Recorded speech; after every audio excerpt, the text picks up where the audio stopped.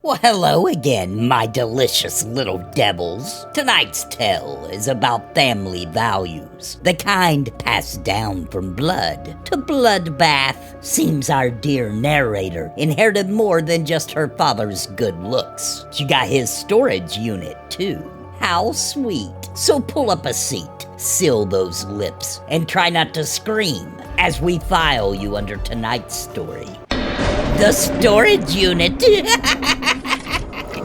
People are made of fragments, memories, injuries, lies. I collect the truth, not what they said, what they left behind. You asked how it started. That's funny, like it was ever just one thing. Some people inherit jewelry, some get trust funds. I got a rusted key and a name I hadn't heard since I was 5. Unit 237, Row J, secured self-storage. The key came in a plain white envelope. No return address, just my name, scrawled in crooked blue ink I didn't recognize. My mother never talked about my father, except to say he was a mistake she buried. He wasn't a man, she said once, drunk on boxed wine. He was a bad itch under the skin. So naturally, when the key arrived, I didn't call the police. I was too curious. The facility was 30 miles out, past 2 truck stops and a pawn shop that sold mostly taxidermy. You know the kind of place. Desolate, forgotten, perfect. The manager didn't even ask for ID, just grunted and waved me through the gate. Said the lease had been prepaid in cash for 30 years. I found the unit tucked in a back corner under a broken motion light, the kind of space you can't help but look at twice. Like a scab that's too round. I expected dust, maybe boxes of old crap, a mattress wrapped in plastic. What I got was, well,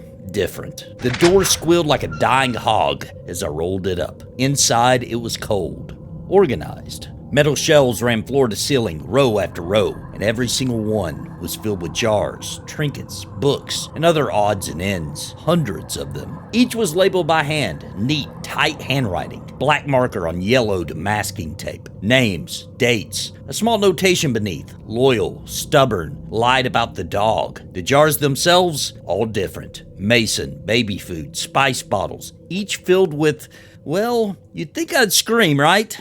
Or call the cops, but I didn't. I stared. I leaned in. I picked one up. Inside was a finger. Not a whole one, just the last knuckle. Nail painted cherry red, still floating in a cloudy jelly. Another jar held a molar, another a coiled lock of hair, a wedding band, a toe, a watch, cracked but still ticking, an eye that followed me when I moved, all arranged by date, by victim, by perceived sin.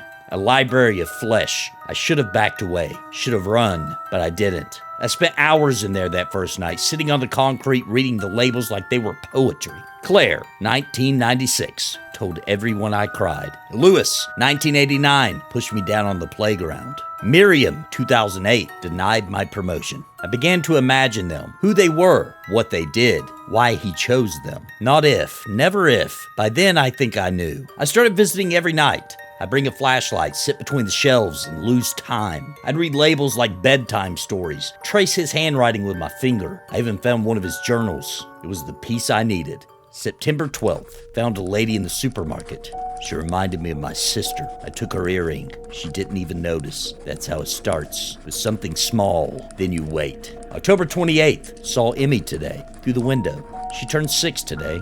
Looks like her mother. I hope she reads this one day. She'll come. Maybe she'll continue the work. Maybe not. Either way. November 9th. I can hear them whispering through the glass now. The older jars speak more clearly. They say my work is madness, but madness is just memory. The man in jar number 74 keeps humming. I like him best. December 11th. Collected a dreamer tonight. The kind that hums in their sleep. Her tooth came free with a little prayer. Named her Jilly. January 19th. I tried preserving whole hearts once. Too soft, too loud. You can't silence a heart like you can a tongue or an eye. February 2nd, I dreamt of Emmy again. She was scared, not quite ready. She'll find the unit, then maybe she'll understand. The blood must continue. The system must stabilize. I know that sounds insane, but I felt honest. It was like he cataloged all of this just for me. Like he left it all as a gift, a guide, a legacy. I didn't tell my mother, but I did start lying to her. I'd say I was out with friends, that I had night classes, that I was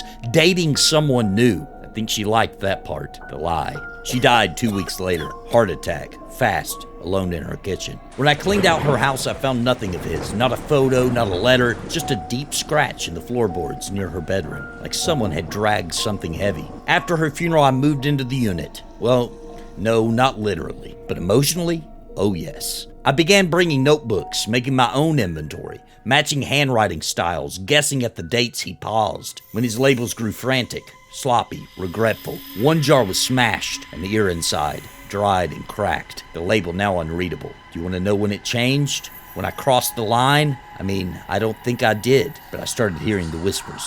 They spoke to me the way they had to him, or maybe I don't know. It was the little things at first. I started rearranging the jars, fixing his mistakes, adding new tape when the old began to peel. Then I started making labels of my own, blank ones, for people I didn't like. The man who yelled at me in the grocery line. The woman I heard whispering about me with her friends. The ex who still sent me late-night texts that said, "You up?" I didn't hurt them, not then. But I imagined it, and the unit felt warmer. The first one happened on accident, or maybe it didn't. A woman followed me home one night, or so I thought. Maybe she was just walking the same route, but I panicked. Pulled her into an alley, my keys in my fist. She hit her head on the bricks. Hard. There was blood, a lot. And when I brought her ring finger to the storage unit that night, it fit perfectly in one of the jars I had been saving. The label? Kara, 2025.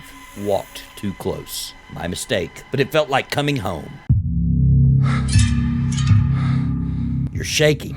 That's good. It means you're listening now. You're probably wondering why I'm telling you all this, why I dragged you down here, why you woke up duct taped to a chair with shelves of strangers staring at you. But you're not a stranger, are you? You've always been sloppy with your emails, the things you said to my big sister, the way you watched her from your office window. I saw the way she changed after meeting you, the way she stopped smiling, the way she flinched when the phone buzzed. Haven't seen her in years because of you. But you're not the first jar I've made with a pre-cut label. It's funny. I used to be so afraid of him, of what my father might have done, of what it meant to carry his blood, his name, his itch under the skin. But now I know what he meant. I know what it's like to sort the world, to clean it, to catalog it, one offense at a time. Your jar's already waiting, labeled, sealed. Just needs a piece of you. You hear that? It takes a minute to warm up. But don't worry, you'll feel it. Please, I didn't do anything, I swear. You always say that, you creeps, you leeches. You force your way into other people's lives and call it kindness. This is insane. The world rots because it forgets. I remember. That's my job now. They leave pieces behind and I keep them safe. What is this place? Why are you doing this? It's my inheritance. No, please, I can change, I can...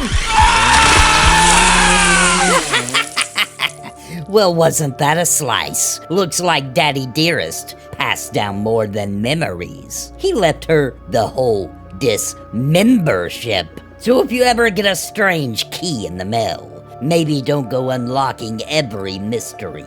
Some legacies are better left in, well, jars. Until next time, kiddies, keep your heads on straight. Or better yet, in formaldehyde. Tales from the